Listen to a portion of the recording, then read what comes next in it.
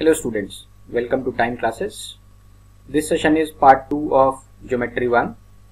In this session we are going to learn some more theorems and properties related to plane geometry, and we will see how to apply those theorems and properties in solving questions. Let's begin with the session. I hope you have the handout QAT 3541507. So let us look at a theorem which is known as basic proportionality theorem. In short, we call it as BPT. I hope you remember in school we used to learn this theorem by the name BPT. So what is basic proportionality theorem? Let's look at this. So suppose we have a triangle ABC and there is a line PQ which is parallel to ABC. So this line PQ is passing parallel to BC. So the theorem says if there is a line PQ which is parallel to one side of a triangle BC, then it will cut the other two sides in the same proportion.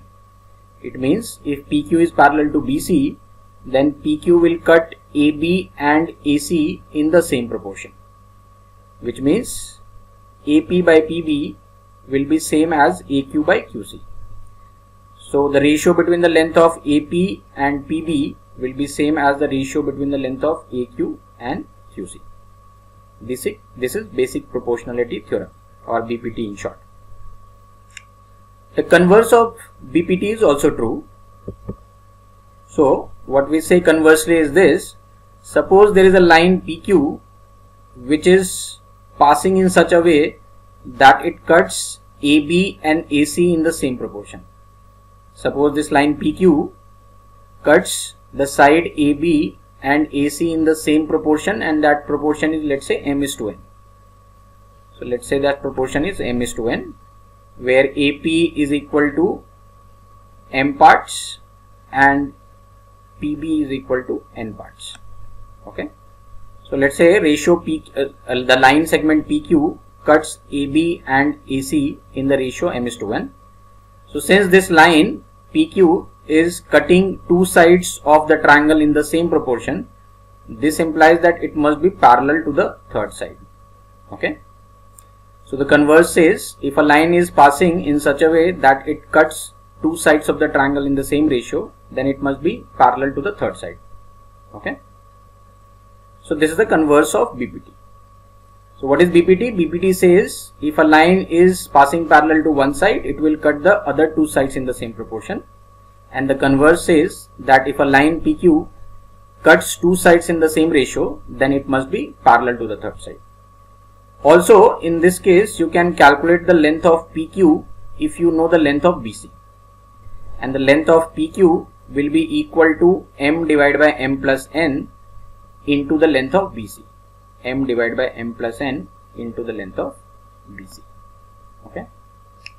So you can also find the length of PQ if you know the ratio m:n and if you also know the length of BC. Fine. Now there is a midpoint theorem also. It says suppose the ratio here was 1:1. So let's say the m:n ratio was 1:1. It means P would be the midpoint of AB and Q would be the midpoint of AC. Okay. So now the same theorem will become if a line PQ joins the midpoints of two sides of a triangle, wherein P is the midpoint of AB and Q is the midpoint of AC. So then in that case PQ would be a line joining the midpoints of any two sides. So in that case it will be parallel to the third side by the converse of BPT, and in that case it will be half of the third side because m:n is 1:1. So using this you can see PQ will be equal to 1 divided by 1 plus 1 into BC, which means this is nothing but half of BC. Okay. So this is known as midpoint theorem. If a line joins the midpoints of any two sides, it will be parallel to the third side and also half of the third side. Okay. Let's look at an example based on BPT. So there is a question. Point P and Q lie on the sides AB and AC of a triangle ABC such that twice of AP is equal to thrice of PB and twice of AQ is equal to thrice of QC. If the length of BC is 30, then what is the length of PQ? That is the question. Okay. Let's look at the figure first. So let's draw a figure like this. ABC and this PQ is a line which is in such a way that AP by PB. From here, can I write this? AP by PB will be equal to 3 by 2, and from here you can write this. Okay. So in both the cases, AP by PB is equal to 3 by 2 and AQ by QC is also equal to 3 by 2. So the ratio here is 3:2 and here also the ratio is 3:2. This implies that PQ is a line segment which cuts AB and AC in the same ratio. That implies that PQ must be parallel to the third side BC. Okay. So since PQ divides AB and AC in the same proportion, it means that PQ is parallel to BC. And what will be the length of PQ? The length of PQ will be using that formula m divided by m plus n into the length of BC. So m is 3 and n is 2. So 3 divided by 3 plus 2 into 30. The length of BC was already given in the question, 30. So when you multiply 30 with this, I will get my answer, which is 18. Okay. So what is the length of PQ? Length of PQ is 18 units. Fine. Okay. Now let's move forward and see the concept of similar triangles and congruent triangles. So first we will discuss similar triangles and then we will discuss congruent triangles. So what are similar triangles? Two triangles are said to be similar if the corresponding angles of the two similar triangles are equal and corresponding sides are only proportional. So corresponding angles must be equal for the two triangles and corresponding sides are only proportional. They are not necessarily equal. Okay. If the sides are equal, then essentially they will be proportional also, because in that case ratio of corresponding sides will become 1:1. But it is not compulsory that ratio of sides, it is not compulsory that sides are always equal. Sides are only proportional. If the sides also become equal, in that case it will become congruent triangles. That is the difference between similar triangles and congruent triangles. In case of similar triangles, corresponding angles are equal and corresponding sides are only proportional. While in the case of congruent triangles, corresponding angles are equal and corresponding sides are also equal. Fine. So let us look at these two triangles, ABC and DEF. So in this figure, angle A is, let us say, equal to angle D. Angle B is equal to angle F. Sorry, angle B is equal to angle E. And angle C is, let us say, equal to angle F. Okay. And side AB, BC and AC, these are proportional to side DE, EF and DF respectively. So these two triangles will be similar, and that similarity will be written like this. Triangle ABC is similar to triangle DEF. Okay. This is the sign of similarity. This is the sign of similarity. Okay. So we'll write it properly. We'll write triangle ABC is similar to triangle DEF. And if you read carefully, here is a note. We should not write any of the following. So triangle ABC is similar to DFE. Will not write it like this. Will not even write it like this. Triangle ABC is similar to triangle EFD. We have to take care of the fact that we will write the similarity of triangle in a proper manner, so that the relation should indicate, which pair of angles are equal. So when I write it properly, triangle ABC is similar to triangle DEF.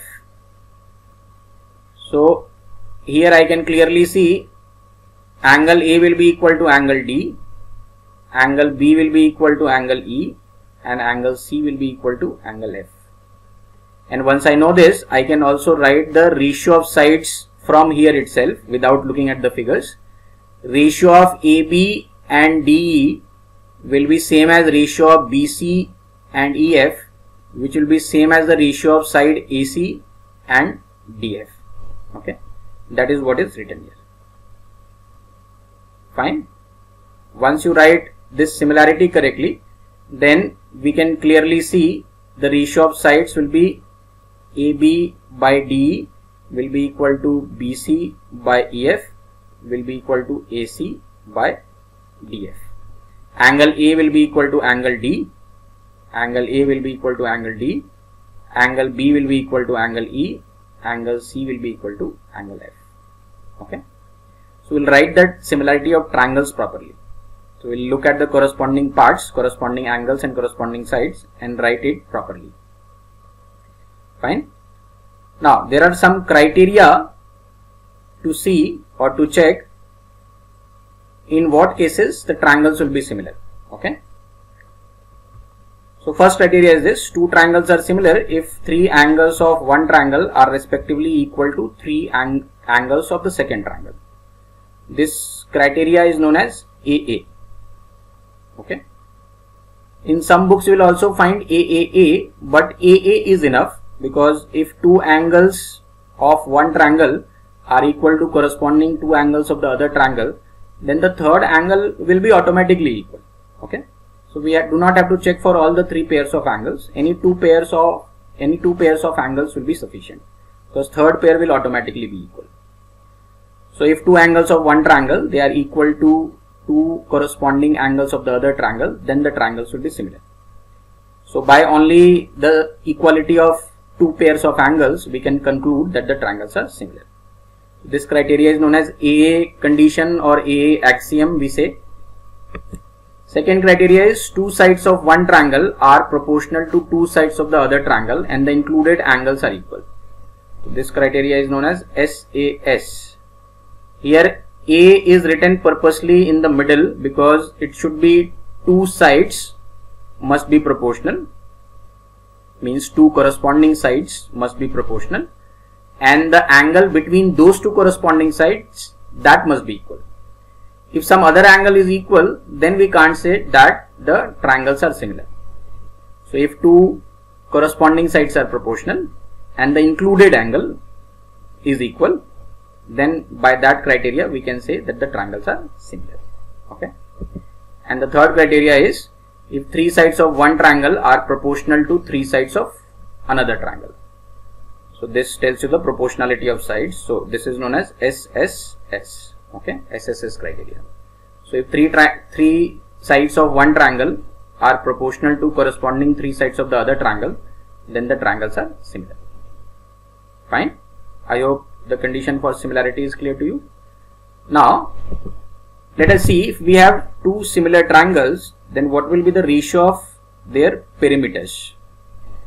So first I will focus on what will be the ratio of perimeters. So for two similar triangles, ratio of perimeters will be same as the ratio of corresponding sides. Ratio of perimeters of two similar triangles will be same as the ratio of corresponding sides. Incidentally, this ratio will also be equal to ratio of heights of the two triangles. This will also be equal to the ratio of length of the medians. This will also be equal to ratio of the length of the angle bisectors, and this will also be equal to ratio of inradii, and this will also be equal to ratio of circumradii. Okay. So if two triangles are similar, their ratio of perimeters is same as the ratio of corresponding sides. This is the more important part here. Ratio of perimeters is same as the ratio of corresponding sides. Incidentally, this ratio will also be same as the ratio of corresponding heights, will also be equal to ratio of corresponding medians, which will also be same as ratio of corresponding angle bisectors, will also be same as ratio of inradii, will also be same as ratio of corresponding circumradii. The corresponding word is important here. Okay. What about the ratio of areas of two similar triangles? Ratio of areas of two similar triangles will be same as the ratio of squares of corresponding sides. Okay. Ratio of areas will be equal to the ratio of squares of corresponding sides. Fine. So suppose ratio of corresponding sides is 3:4, then ratio of areas of the two similar triangles will be 3 square is to 4 square, which is 9 is to 16. Okay. I hope this part is clear. Fine. Let us look at what are congruent triangles. Two triangles will be congruent if the corresponding angles are equal, as I discussed earlier, corresponding angles are equal and corresponding sides are also equal. Unlike similar triangles, here corresponding sides are equal. In similar triangles, corresponding sides are only proportional. Okay. Now remember one thing, if two triangles are congruent, by default they will be similar as well. Okay. But if two triangles are similar, they may not necessarily be congruent. So we can say congruency implies similarity, but other way around may not be true. Okay. Fine. I hope this point is clear. Now two triangles will be congruent if certain criteria is followed. So there are 4 criteria here. We'll look at them one by one. So if 3 sides of one triangle are respectively equal to the 3 sides of the second triangle. So this is known as SSS rule. Okay. This is known as SSS rule. So 3 sides of one triangle, if they are equal to the corresponding 3 sides of the other triangle, if they are equal to, okay, then the triangles are said to be congruent. Second criteria, 2 sides and the included angle. So which is again SAS. If 2 sides of one triangle are equal to corresponding 2 sides of the second triangle and the included angle is equal, then based on SAS we can say that the triangles are congruent. Okay. Third is ASA. Now this ASA can also be written as AAS, or you can write it as ASA or AAS or SAA. It can be anything, it doesn't matter, because in this case the side does not have to between the two angles. Okay. So this criteria says if two angles of one triangle, they are equal to two corresponding angles of the other triangle, and any one side is equal. Fine. Because if 2 angles are equal, then the third angle is automatically equal. So the side, that side which we are talking about, can be any side. Okay. So if 2 angles are equal and any one side is equal for the 2 triangles, then the triangles are congruent. Okay. And in case of 2 right angle triangles, so 2 right angle triangles are congruent. This criteria is known as RHS. 2 right angle triangles are congruent if the hypotenuse and one side of one triangle are respectively equal to hypotenuse and one side of the second triangle. So this R stands for right angle. So in both the triangles, one angle must be 90 degree. This H stands for hypotenuse, which means the hypotenuse of both the triangles must be equal. And this S stands for any side which is other than hypotenuse. So other than hypotenuse, if one pair of corresponding sides is equal, then based on this RHS criteria, we can say that the 2 triangles are congruent. Congruent triangles are denoted by this sign. Okay, this denotes congruency. Fine.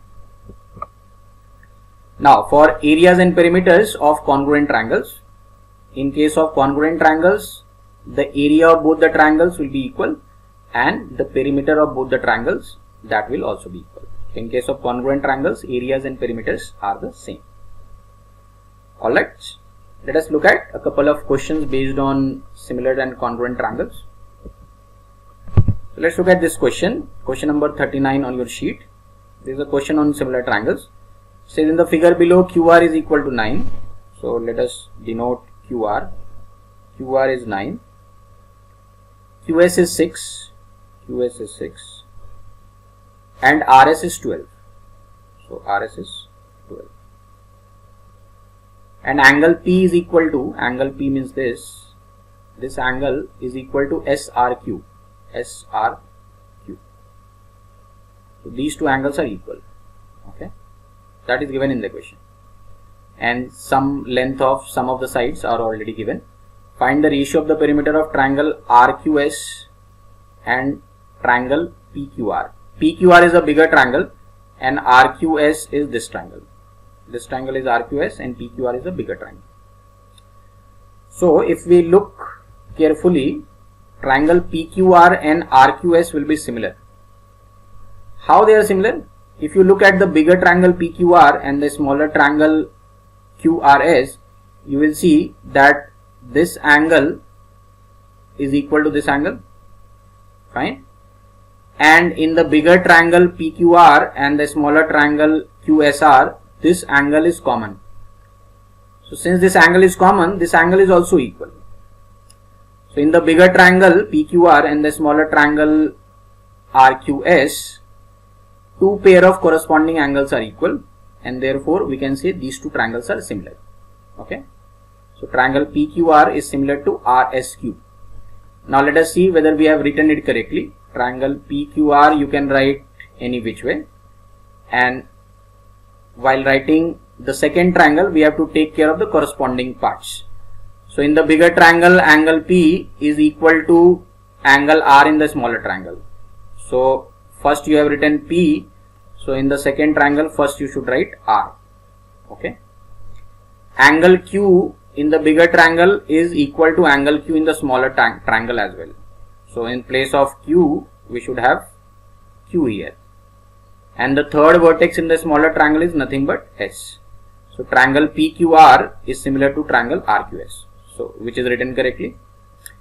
Now if that is so, once you prove that the triangles are similar, then ratio of corresponding sides will be equal. So PQ by RQ will be equal to QR by QS, which will be equal to PR by RS. Okay. So QS by QR, we can write it the other way around. QS by QR is equal to RS by PR, which is equal to RQ by PQ. Okay. Once you write the ratio of sides, let's put the value of the sides. So do we have the values here? QS is 6, okay, and QR is 9. QS is 6 and QR is 9. So ratio of corresponding sides is nothing but 2 by 3. After cancelling out, you can cancel this out by 3 2 is 6 and 3 3 is 9. So ratio of corresponding sides of the required two triangles is 2:3. So the question was asking for what is the ratio of perimeters. So ratio of perimeters is same as the ratio of corresponding sides, and therefore ratio of perimeters will also be equal to 2:3. So the required answer is 2:3. Fine. I hope this is clear. Alright, let's move on to the next question, which is on congruent triangles. So this is an example. It says there is a quadrilateral PQRS where angle QSR is equal to angle PSQ and angle PQS is equal to angle SQR. The area of PQRS is 108. What is the area of triangle PQS? Let's draw the diagram first. So let us say this is a quadrilateral PQRS. Which angles are equal? Angle QSR. QSR is this angle. It is equal to angle PSQ. It is this angle. And angle PQS. PQS is this angle. This angle is equal to angle SQR. SQR is this angle. Okay. So look at these two triangles carefully. In these two triangles, this angle is equal to this angle. This angle is equal to this angle, and this side SQ, this side SQ is common for both these triangles. So side SQ will be equal to side SQ because it is a common side. So can I say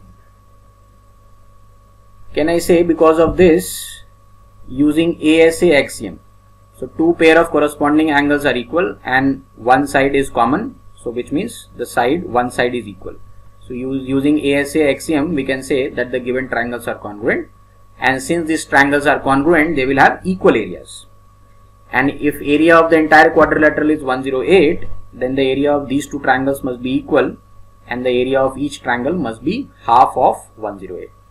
So what is the area of triangle PQS? It should be half of 108, which is 54 square centimeters. So this is our answer. Area of triangle PQS is 54. Okay, I hope this is clear. Alright, then let's move ahead. Let us look at different formulas for finding the area of a triangle. Some of the formulas we already know and they are used more frequently, but there are some other formulas also which might be used sometimes. Okay. So one formula is this. As you will remember, this was known as Hero's formula. It is known as Heron's formula or Hero's formula. So when the length of the three sides ABC are given, then the area is S into S minus A into S minus B into S minus C, square root of this entire expression. What is this small s? Small s is semi-perimeter. Means sum of all the sides divided by 2. Sum of all the sides gives you perimeter, and if you divide that by 2, you will get semi-perimeter. Okay. Now, if base and altitude to that base are given, then the area is half into base into altitude. Altitude is also known as height. So, half into base into height. So, as you know, this is the most commonly used formula, and this formula can also be used sometimes depending on what is given in the equation. Then there is a third formula. Area is half into AB sine C. It means, so suppose I have a triangle like this. Draw a triangle. This is triangle A, B, C. This side is small a, this side is small b, and this side is small c. So this formula gives you half into any two sides into sine of, this sine is sine theta cos theta, which we use in trigonometry. Sine of the angle between these two sides. So between the side A and B, which is the angle is C. So that is why it is half AB sine C. So basically it is half into product of any two sides into sine of the angle between those two sides. So it is half into AB sine C, or half into BC sine A, or half into CA sine B. Okay. Fine. Next one is area can also be calculated as A into B into C divided by 4R. This capital R is the length of circumradius of the triangle, and small ABC are the length of sides of the triangle. Then we can also find the area by using the formula small r into small s. Small r into small s, where small r is the in radius of the triangle, small r is the length of in radius of the triangle, and small s is the semi-perimeter. Semi-perimeter is again small a plus small b plus small c divided by 2. So all these formulas can be used to find the area of a triangle, but these two are more commonly used, and this is the most commonly used. Fine. What about equilateral triangle? In case of equilateral triangle, the area will be calculated as root 3 by 4 into side square. A is the side of the triangle. And in case of an equilateral triangle, the height, which is also known as altitude, height is also known as altitude. Height or altitude of an equilateral triangle is given by root 3 by 2 into side. A is side. Fine. Okay. Let's look at a question based on the area of a triangle. So in a triangle, if the length of each side is subtracted from the sum of the length of the other two sides, the results are 10 centimeter, 20 centimeters and 30 centimeters. Find the area of the triangle. So let us say A, B, C are the sides of the triangle. Okay. Now what does the question give you? It gives you length of each side is subtracted from the sum of length of the other two sides. So we have three possibilities: A plus B minus C, or B plus C minus A, or C plus A minus B. And the lengths are 10, 20 and 30. So we can say, let us say A plus B minus C is 10, B plus C minus A is 20, and C plus A minus B is 30. So basically we have three equations. If I add these three equations and simplify, we will get A plus B plus C equal to 60. Okay. We'll get A plus B plus C equal to 60. So what is the area of a triangle using Heron's formula? It is small s into small s minus A into small s minus B into small s minus C. Okay. So let's make this small s.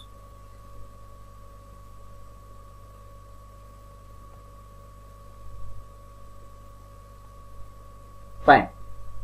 So small s is nothing but semi-perimeter. So this is small s. This is small s minus A. This is small s minus B. This small s minus C. And square root of this entire expression. So if I simplify this further, we are going to get denominator will have 16, and in the numerator will have A plus B plus C, then B plus C minus A, then A plus C minus B, and into A plus B minus C. In the numerator, whatever we have, we know all the values. we'll just put the values and calculate. So a plus b plus c is nothing but 60. B plus c minus a is 10 from here. B plus c minus a is 20. So it is here. Then a plus c minus b. A plus c minus b is 30, which is here. And a plus b minus c is 10, which is here. So put the values and calculate. You are going to get finally 150 as the answer. Okay. So the final answer to this question will be 150. Fine. I hope this is clear. Let us look at another example. This is also based on area of a triangle. So this question gives you, in a triangle ABC, AD and B are medians and G is the centroid. Okay. So this question is talking about centroid. We'll use some property of the centroid here. Angle AG is equal to 30 degree, AD equal to 12 and B is equal to 18. To find the area of the triangle. So let's make the figure first. This is how the figure will look like. Okay. So AD is a median, B is another median, and medians intersect at a point which is not a centroid. So let's say this point is centroid G, and this angle is given to be 30 degree. That is given in the question. Fine. So what is the length of AD here? The length of AD is 12, and what I know about centroid and medians is this, that centroid divides each median in the ratio 2:1. So the length of AG will be 2/3 of the entire length AD. This is AD, which is 12. So since ratio of AG is to GD, AG is to GD will be 2:1. So the length of AG will be 2/3 into 12, which is 8. Similarly, BG is to GE. That will also be 2:1. Same property, centroid and median. So in that case, the length of GE we have to find. So length of GE will be 1/3 of the length of entire length BE. This is the length of BE. Okay. So 1/3 of BE, which is 6. So what do we have got? We have got AG is 8. This is 8. And GE is 6. Okay. So by using this, can I find the area of triangle AGE? The area of triangle AGE we can calculate by using this formula, half into AB sin theta. So half into 8 into 6, 8 into 6 into sine of 30 degree. This is the angle between side 8 and side 6. Sine 30 degree, the value is 1/2. The value of sine 30 degree is 1/2. So if I calculate this, half into 8 into 6 into 1/2, I'll get 12 as the answer. This 12 is not the area of triangle ABC. This 12 is the area of triangle AGE. So area of this triangle is 12. Okay. But question is asking me about the area of triangle ABC. So let us draw the third median also. If I draw the third median, let's draw the third median also. It will be this. And what we have learned in the property of medians is this: when you draw all the three medians, the triangle is divided into 6 equal parts. So 1, 2, 3, 4, 5, 6. All these triangles will have equal areas, out of which one triangle is this, whose area is 12. So if one triangle has an area of 12, total 6 triangles will have an area of 12 into 6, which is 72. So area of the entire triangle ABC will be 12 multiplied by 6, which is 72. Okay. This is your answer. Fine. I hope this is clear. Okay, let's move ahead to polygons. So we have already done one example of polygon, which is a triangle. Okay. So basically, what is a polygon? A polygon is any closed plane figure with 3 or more sides, and if you have less than 3 sides, then it will not be possible to make a closed figure. So a polygon will have at least 3 sides, and any polygon having 3 sides is known as triangle. Okay. So 3 sides, it is known as triangle. 4 sides, it is known as quadrilaterals. This we already know. 5-sided polygon is known as a pentagon. 6-sided polygon is known as a hexagon. 7-sided polygon is known as a heptagon or septagon. 7-sided polygon is also known as septagon. 8-sided polygon is known as octagon. 9-sided polygon is known as nonagon. 10-sided polygon is known as decagon. Okay. Now, the sum of interior angle of a convex polygon. So, here you will see a new word which is convex polygon. So, basically polygons are of two types, convex polygon and concave polygon. But concave polygon is beyond the scope of discussion of geometry that we are going to learn, because these entrance exam do not tend to ask any question on concave polygons. So, when we refer to something as polygon, by default what we mean is convex polygon only. So, we can say convex polygon or simply polygon. By default, if a question says polygon, it means it is a convex polygon. Okay. The sum of interior angles of a convex polygon is equal to 2n minus 4 into right angles, where n is the number of sides of the polygon. So, when we say 2n minus 4 into right angle means it is 2n minus 4 into 90 degree. Okay. Right angle means 90 degree, which can also be written as n minus 2 into 180 degrees. This gives you the sum of all the interior angles of a convex polygon or sum of interior angles of a polygon. Okay. N is the number of sides here. If n is the number of sides, there will be n interior angles also, and there will be n exterior angles also. If each side of a convex polygon is extended, then the sum of external angles thus formed is equal to 4 right angles, which means sum of all the exterior angles is equal to 360 degrees. This is true for any polygon. Fine. Let's look at this figure. So, this angle is interior angle. So, this is an interior angle, and when you extend the side, if you extend the side, this is an example of a pentagon. When you extend the side, this outside angle is known as exterior angle. Okay. So, similarly here this is interior angle and this is exterior angle. So, as you can see, any exterior angle plus corresponding interior angle, they will always form a linear pair, which means the sum of these two will be 180 degree. Okay. So, as you can see, there are 5 interior angles and there are 5 exterior angles as well. And as you will see, this is a pentagon. So, pentagon has 5 sides, 5 interior angles and 5 exterior angles. Similarly, hexagon will have 6 sides, 6 interior angles and 6 exterior angles. Sum of all the interior angles is 2n minus 4 into 90 degree for any polygon, which is same as n minus 2 into 180 degree, and sum of all exterior angles is 360 degrees.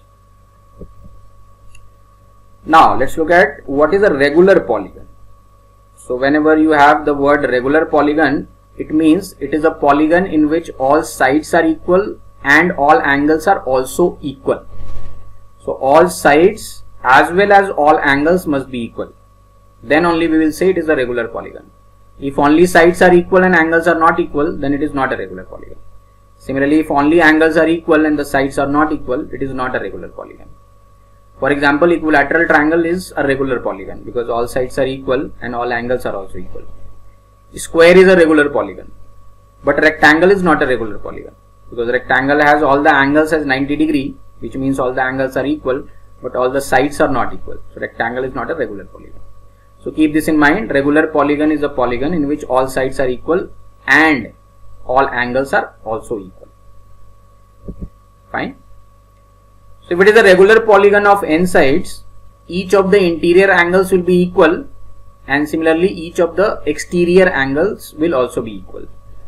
So, the value of each interior angle will be equal to this in a regular polygon, and value of each exterior angle will be equal to this. Okay. Here n is the number of sides. Fine. This is for regular polygon. So, it will be helpful if you remember some values for interior and exterior angles of some regular polygon. So, if it is a regular pentagon, the interior angle will be 108 degrees, exterior angle will be 72 degrees. If it is a regular hexagon, interior angle will be 120 degrees and exterior angle will be 60 degrees. We are talking about each interior and each exterior angle. In a regular octagon, each interior angle will be 135 degrees and each exterior angle will be 45 degrees. Okay, I hope till this much is clear. Let's look at some more properties. So any line joining any two non-adjacent vertices of a polygon is called a diagonal. So for example, let me draw a figure here. Suppose I have a pentagon.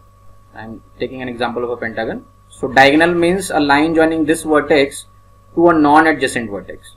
So when I join this, this and this, these are two diagonals from here. Similarly from here I can draw this diagonal and this diagonal. Okay.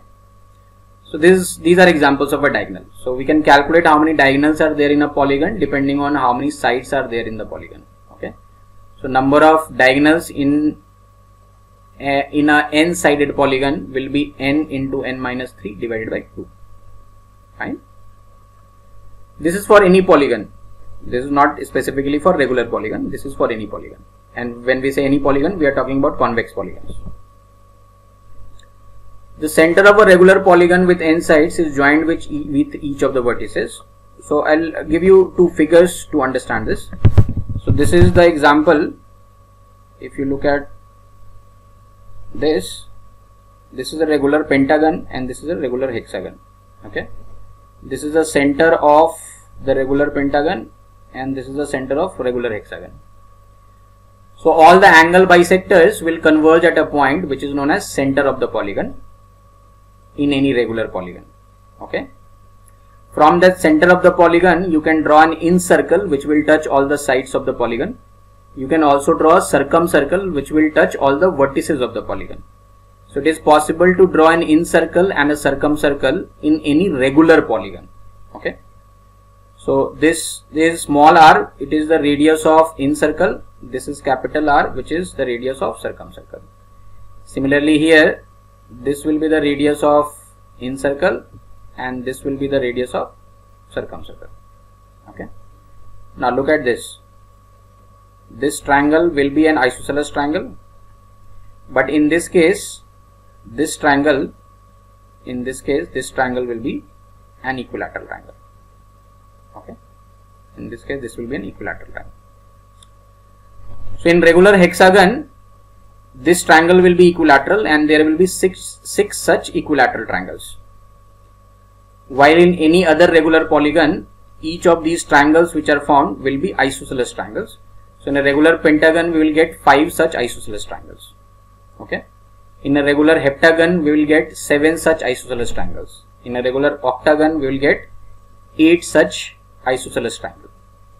Only in the case of regular hexagon, we will get 6 equilateral triangles. Okay. So in case of regular hexagon, if I know the side of the hexagon, let's say A, then this is also A and this is also A. So we get an equilateral triangle with side A. I can get the area of this triangle and I can multiply this by 6 so that I will get the area of entire regular hexagon. Fine. Okay.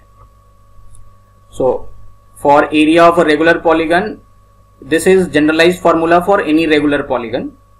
If it is a regular hexagon, then I just told you, if the side is known, then you can find the area of one equilateral triangle. This is an equilateral triangle, multiply that by 6, you will get the area of entire hexagon. Other than that, if you have any other regular polygon, you can use this formula to get the area of the polygon. So area of a regular polygon is half into perimeter of the polygon into perpendicular distance from the center of the polygon to any side. So this is, in case of regular pentagon, this will be the perpendicular distance of the center from any side. So half into perimeter of the polygon into perpendicular distance from the center of the polygon to any side. That will give you the area of any regular polygon except regular hexagon. For regular hexagon, it is easier to find. If you know only one side of a regular hexagon, you can just find the area of equilateral triangle, multiply that by 6 to get the area of entire regular hexagon. And there is another point, the center of a regular polygon is equidistant from all the sides. Center of a regular polygon is equidistant from all the sides as well as from all the vertices also. Okay. And if we have any polygon which is not a regular polygon, then it has to be divided into suitable number of triangles and quadrilaterals, and then we can find the total area. Okay. There is no direct formula. We have to divide the polygon into suitable number of triangles and quadrilaterals, and then only we can find the area. Right? Let's quickly look at a couple of questions. The number of diagonals of a regular polygon is thrice the number of sides of the polygon. Find the interior angle of the polygon. Okay. Let's say number of sides of the polygon is n. So number of diagonals of that polygon will be n into n minus 3 by 2, and that is equal to, it is given here, the number of diagonals is equal to thrice the number of sides of the polygon. Okay. The number of diagonals is thrice the number of sides of the polygon. What is the interior angle of the polygon? So using this relation, this is the number of diagonals and that is equal to thrice the number of sides. So this will give you an equation.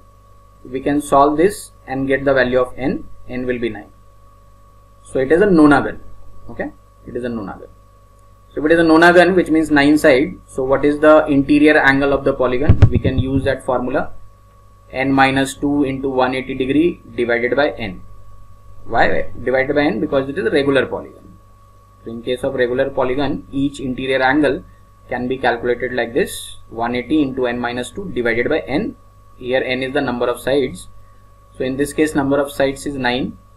So when you put the value 9 in place of n, we can calculate and get the value of each interior angle, which will be 140 degrees. Okay.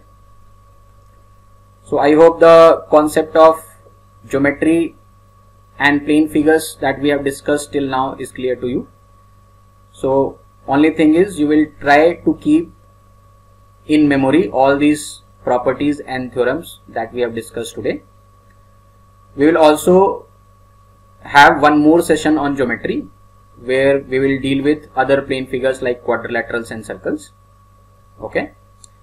Now, whatever we have done in today's session, please try to remember all these theorems and properties, because we might be needing these theorems and properties in the second geometry class also. Alright. So it's not that there can be question based on just a single property. There can be question based on a couple of properties, maybe 2 properties, maybe 3 properties. So there can be a question which will require you to apply some properties of circle also and some property of similar triangles also. There could be a question which will require you to apply property of circle, triangle and parallel lines as well. So it can be a mixture of 2-3 concepts. So try to remember all the properties and theorems that we have discussed in today's class. Okay. Thank you so much.